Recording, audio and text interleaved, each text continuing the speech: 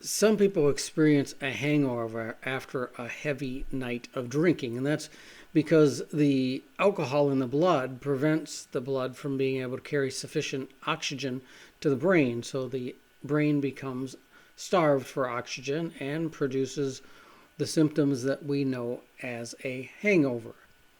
There is also another type of hangover, and that is what I call an emotional hangover.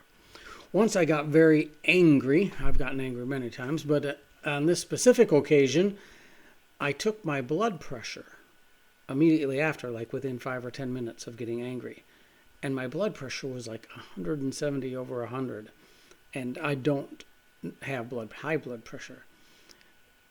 Wow, that's very high. So then after a few hours, and I was feeling quite a bit better, but still not back to my normal state.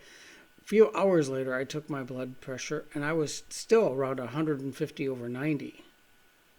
The next day, the next morning, I took my blood pressure, and it was down into the normal range, but still not normal for what my blood pressure normally was.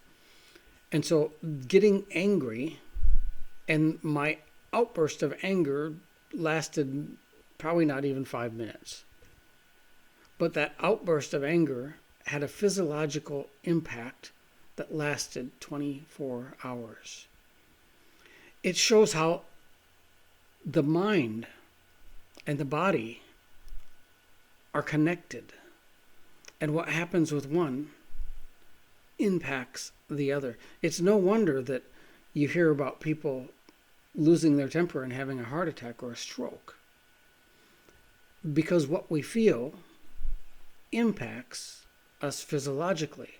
We might start shaking, we might start sweating, our heart starts beating, our blood pressure goes up, and regardless what emotion it is, it could be anger, it could be jealousy, it could be mourning, crying, it could be worry, anxiety. All these different emotions have an impact on our physiological being. And guess what? It works the other way too. Our physiological being has an impact on our emotions. What we eat, the amount of sleep that we get, if we're exercising, if we're overdoing it and exercising too much.